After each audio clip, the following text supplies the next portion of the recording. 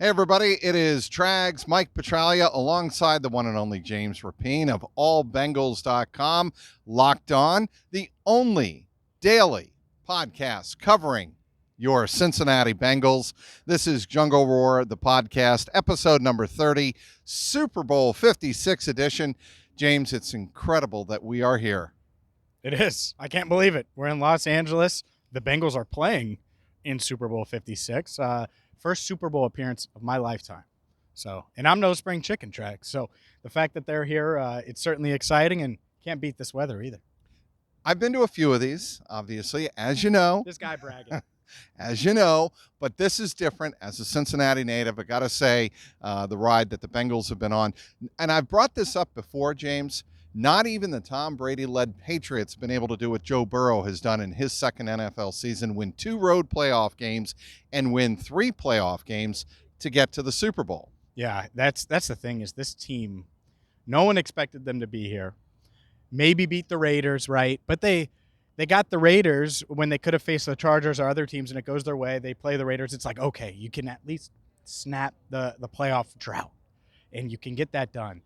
And then you go to Tennessee, and some people were saying it's house money. But I think you and I felt like they had a puncher's chance. Mm-hmm. And they escaped Nissan Stadium with a win. And then they go to Arrowhead.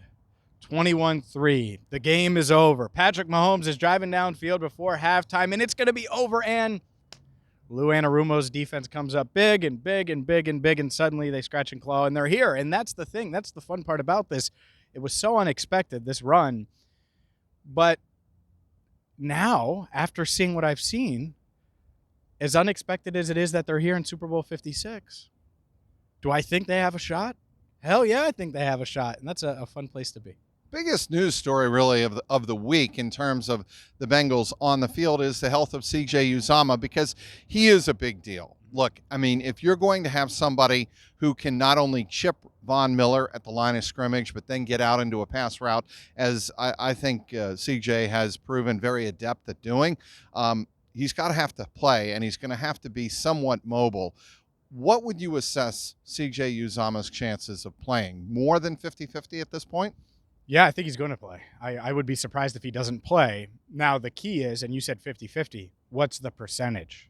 Is he 75% healthy? Is he 80%? Is he 55%? And he's going out there and playing because it's the biggest game of his life.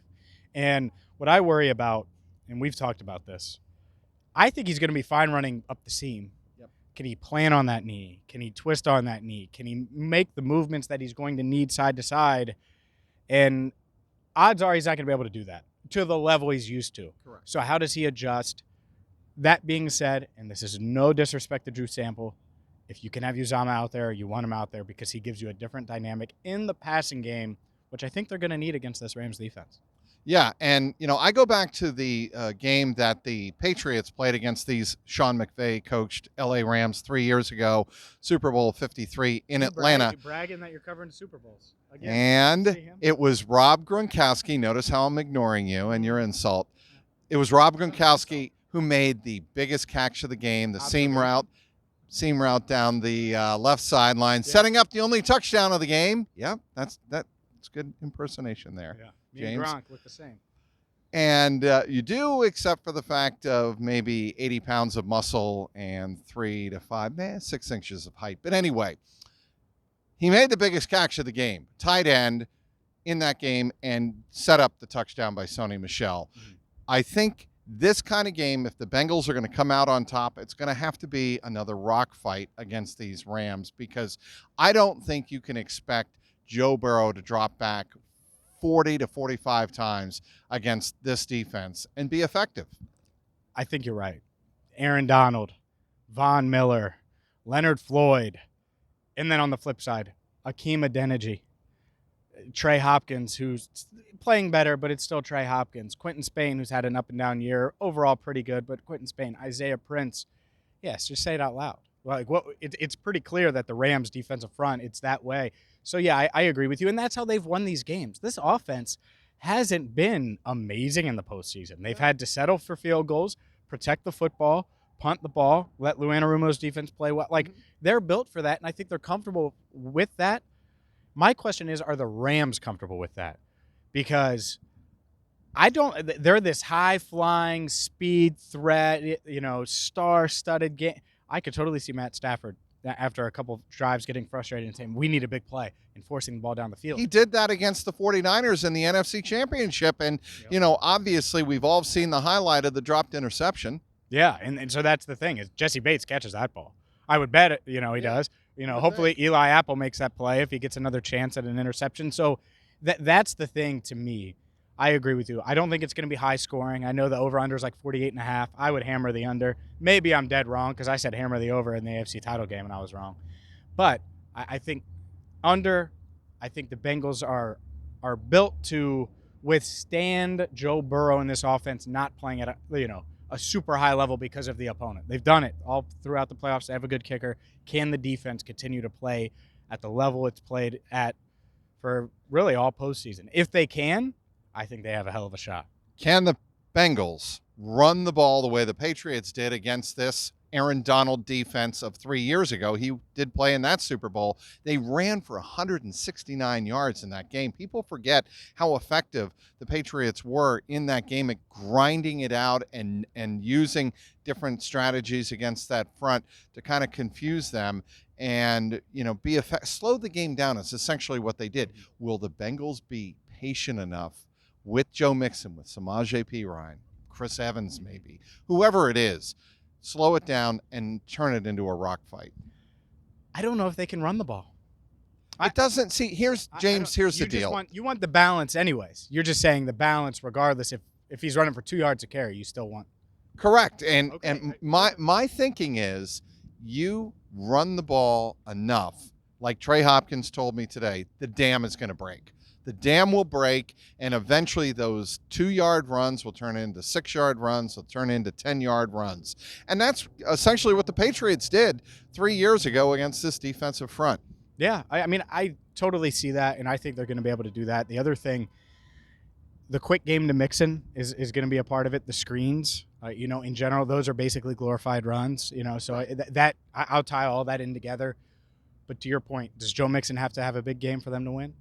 I think so. I think you're going to have to get him involved. I think he's going to have 100 yards from scrimmage, however you do that. And he had that against the Titans, which was the ultimate rock fight. You want to talk about rock fights? Ultimate rock fight.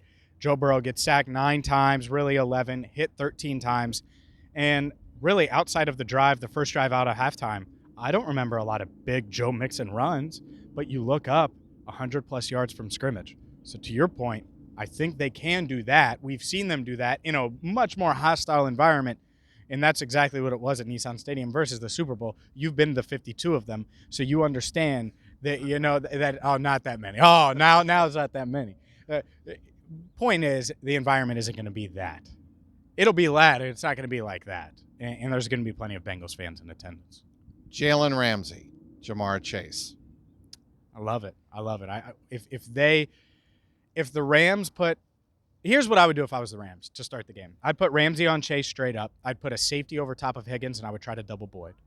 That's what I would do. And I would say, all right, let's see if Ramsey, the guy we're paying to be the best corner in the NFL, if he could take away Chase. And then you adjust it based on that. If he gets beat, then adjust. I don't think the Rams will do that. They haven't done that this year. I think Chase and Ramsey will be matched up on big, crucial downs. But ultimately, with the way he moves around, I don't think that they're going to do it. And if you're the Bengals, you want to move Chase around. You want to get him the ball in space. Find ways to do that because we know he could turn 4 yards into 50. You know full well Joe Burrow isn't going to back down from Jalen Ramsey. You know that going into the game. You know Jamar Chase won't back down from Jalen Ramsey. I expect in the first, let's say, 3 possessions that the Bengals go at Jalen Ramsey at least 3 to 4 times. Really? Yes, I do. Yes, I do. I think they just attack him right away. What I'm curious about, do they leave Ramsey on an island? If it's one-on-one, exactly. If it's one-on-one, what has Joe Burrow told us all season long about going single coverage on Jamar? But Ramsey's different, right? I'm not saying that Joe won't go to him. That's my point. Yeah, I think he will. And I think the way they design this offense and the way they use Jamar, he'll still be effective, right? Whether it's a slant, a screen, maybe they try it deep downfield. Pressure would be the thing. Do you have enough time to get the ball down the field to chase? But yeah, the go ball, it's worked. The back shoulders worked. It's going to be a fun battle. I don't think, like I said, that was my idea. I don't think the Rams are going to do that. I think that Chase will see some of Ramsey. I think Higgins is going to see some of Ramsey. And I would not be shocked if this is a big Tyler Boyd game. I feel like I've said it for like 3 months. At some point, it's got to happen. He's too damn good of a receiver. And you look at the Rams, I don't know who's going to guard him. No, that's just it. And I think that's why if Joe has 3 seconds to throw the ball consistently, 2.5, 3 seconds is what you're looking at. Bengals win this game. Let's talk about the head coaches. Sean McVay and Zach Taylor. How does each one read the other and play off the other, knowing they know each other? Well, one knows the other. And, yeah, Sean McVay knows Zach Taylor as an assistant. And I think that matters versus Zach Taylor, the head coach. Zach Taylor is different now than he was with Sean McVay. And you could say, oh, yeah, Sean McVay is different. Yeah, but he was still the head coach. And so a lot of those principles, how he prepares for a big game, how he's going to adjust to Aaron Donald and what they did and what they use and all of these things. Like, Zach Taylor knows Sean McVay, the head coach. I'll say it, versus Zach Taylor, he was not a head coach, and now he is. And now I think he's much better than he was even 8 weeks ago, honestly, at different things that he's done. So I think that's a slight advantage to the Bengals, but they both know each other. They're both going to have wrinkles in their game plans and different things, and that's an exciting thing. When you have these two young coaches under 40 years old, Sean McVay, this team was built to get not only back here, but to win after losing 3 years ago. Meanwhile, Zach Taylor, it's the young upstart Bengals that have shocked the world. Can they do it one more time? What do you think of Zach Taylor coming into this game and making adjustments on the fly? I have been impressed with the job he has done in the playoffs, and I don't think a lot of even Bengal fans would have expected to see the kind of adjustments, in-game adjustments, that Zach Taylor and Lou Anarumo, with some help from Anarumo, the defensive coordinator, have made. Yeah, Lou Anarumo, man. He's been a whiz. I mean, the things that he's dialed up, and you can tell that this defense is really bought in. And that goes with Zach Taylor, too. It goes hand in hand. But, yeah, Zach, he's going to have to – there's going to be a point in this game where he's going to have to say, all right, trick play, this, fake punt, Tyler Boyd throw, whatever it is, he's going to have to make that call. Go for it on 4th and 6. He's going to have to make that decision. And that's the tough part. That's the interesting thing to me. But, yeah, he's certainly made some adjustments, and they've been disciplined on offense to not make mistakes and not force the ball in big moments on the road, winning 2 road games. I think Zach Taylor deserves credit for that. But Lou Anarumo's adjustments they were amazing last week against the Chiefs. There's no doubt about it. Also, the reason I bring up the in-game adjustments, one thing Sean McVay told us earlier in the week was that Belichick outcoached him in that 53 Super Bowl, and that he wasn't ready for the 6-man defensive fronts, for instance, that the Patriots used on defense. The primary zone coverage that the Patriots hadn't really used all season long until the Super Bowl when they threw it at then quarterback Jared Goff. Sean McVay was not ready for that. And, I guess by definition, neither was Zach Taylor, his quarterback's coach. And I'm just curious, how much do you think him having a point to prove plays a factor in this game? It certainly does. And it's not just that, it's the pressure.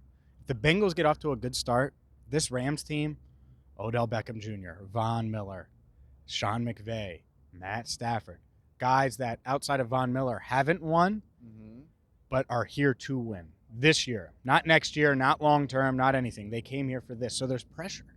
And, man, you're at your home stadium, and you're playing the Bengals, this team with a young quarterback, and you look up and it's 10-0.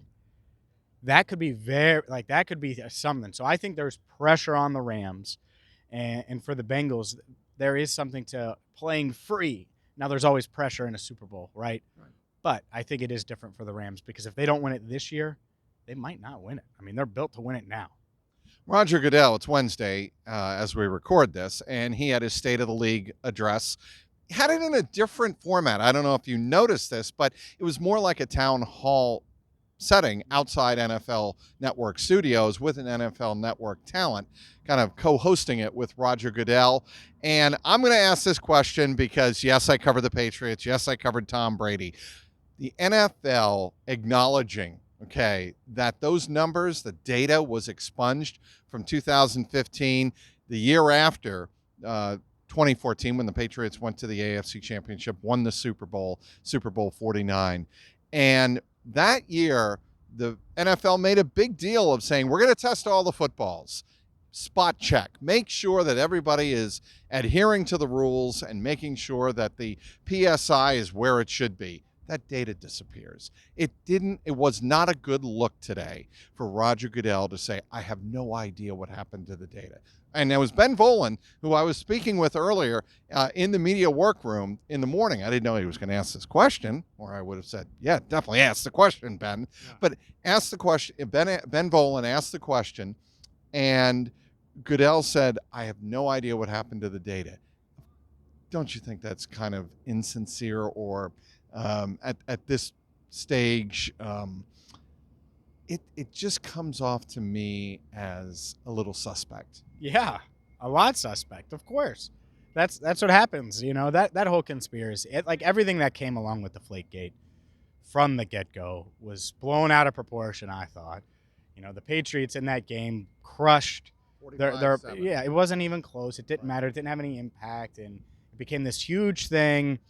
And I don't think it had to be, and Brady ultimately got suspended. But once you go down the line and you challenge the NFL like Brady and the Patriots did, I don't think they were ever going to admit they were wrong. Right. And so that's what I think that acknowledges without acknowledging it. So what Tom Brady said, and I think he's spot on about this, he said it recently in one of his podcasts with Jim Gray, is that, and Larry Fitzgerald, he said that what it started out as is not what it became. In other words, it started out as, were the Patriots breaking the rules? Were the Patriots bending the rules to gain an advantage during that cold, rainy night against the Indianapolis Colts in the AFC Championship game? It became about, like you said, challenging the authority of the NFL and, most importantly, other NFL owners who had it in for the Patriots. Yeah, that sounds about right, and that's why I think eventually Robert Kraft said, okay, we just got to get past this. And Brady's like, okay, I'll accept my suspension, and it's just, and then what did he do? Oh, he won the Super Bowl. He sure did. 28-3. Heck of a comeback, huh? You said this. I'll tie it all together right here. You said this after the AFC title game. No, I just mean you said this after the AFC title game. 21-3, 28-3. You know what it has in common? Joe Burrow, Tom Brady, two great quarterbacks, and Trags here. Yeah. So, you never know. I appreciate that, James. That's why I love having you on. And I think you've taken enough time out of your busy Super Bowl day. Are you having fun here? Are you having fun? I'm having a lot of fun. Did you know he covered Super Bowls before? Did you know he's been here before in Super Bowls? A few of them, yes, but never one with the Cincinnati Bengals. And look, we're both Cincinnati natives, and we're not ashamed of acknowledging this is something very unique. Look, I can say this, I lived through Super Bowl 16, the Dan Bunn stop of Charles Alexander at the goal line, and, that goal line stand won the 49ers their first Super Bowl. I lived through Montana to Taylor with 34 seconds to go. That was heartbreak, but that was not this era of Super Bowl. This is a whole different beast altogether. We didn't have a convention center set up like we do now for, literally thousands of media to come through. And it's just, you see so many different storylines. You still get the odd questions asked of different players and whatnot. But I will tell you this, James. The buzz hasn't been quite as prevalent as I thought coming into LA with LA, the host team. It's been kind of quiet. And you know what? I think the Bengals like it that way. Yeah, it bodes well for the Bengals that it's quiet, right? And that I haven't seen a ton of Rams fans, like a bunch of Rams gear. I really haven't. And we're in Los Angeles. Correct. You can't go to a restaurant in Cincinnati right now without seeing Bengals gear. You can't go. I mean, heck, when we drove to Nashville together, you saw Bengals gear on the way down. When I drove That's a great point, with my wife to Kansas City, we saw Bengals gear in St. Louis. We saw Bengals gear at rest stops, at gas stations. I think a lot of Bengals fans are going to be here. I think you're absolutely right. Yes, the prices are exorbitant. They're ridiculous. Tens of thousands of dollars for mediocre to even nosebleed seats. I wouldn't do it, but I'll tell you what. I don't think it's going to be as much of a home field advantage as Tampa Bay enjoyed, even though it was, restricted by the pandemic in terms of the attendance last year. They had a home field advantage. I'm curious to see what it's going to be like on Sunday. Yeah, it's going to be really interesting to see. I don't think it's going to be environment-wise anywhere close to Arrowhead or anywhere close to, it's going to be much more corporate anyways. But I know of a lot of people, right? So the Bengals had 10,000 season ticket holders, I know, that won their lottery. There's going to be a lot more Bengals fans than that. Just to put numbers on it. So that's already 1/7 of the stadium, right? Am I wrong? Or is SoFi bigger than that? SoFi is like 80,000. Okay, so that's 1/8, just minimum. That doesn't include anything else besides their lottery. And there was many more tickets sold and given out, not even third market, nothing like that. So I think there's going to be a lot of Bengals fans here. Besides having the most popular host of Jungle Roar podcast on your Locked On podcast, who else are you having on this week? What are you looking forward to on the Locked On podcast? Bengals Locked On. Yeah, we're loaded. Andrew Hawkins, some Pro Football Focus guys, Solomon Wilcots. Man, Domata Pecco. Great name of the past. Yeah, Great defensive line. Really, he's really excited. He has a restaurant here in LA. He's excited to watch the game on Sunday. So, and a lot more. I'm missing names, but there's a ton. There's a ton, like you said. It's been nonstop interviews, and it's been a hell of a lot of fun. It's been a hell of a lot of fun to follow you all season long on allbengals.com and Locked On Bengals. By the way, congrats. Rising up the Apple charts last couple of weeks. This guy co-hosting with Jake, number 8 overall podcast on Apple Podcasts 2 weeks ago. What was it? It was last week. Last week. Football. It's okay. in the football category. Still, James. And we're in the top. We're on the sporting charts too. It's a little lower on like the overall sports podcast, but still, yeah, 8 was pretty good. We were excited about that. It's dropped a little bit now. I think we're 13th. We're still pretty high. Well, he is James Rapien. He hosts allbengals.com or writes for allbengals.com and hosts the Locked On Bengals podcast, the only daily Bengals podcast out there.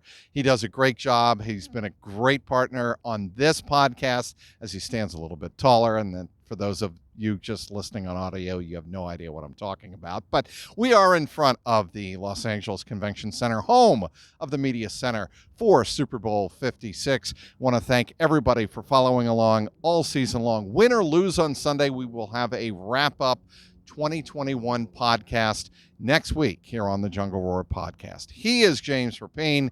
I am Mike Petraglia, Trags. Thanks for listening all season long.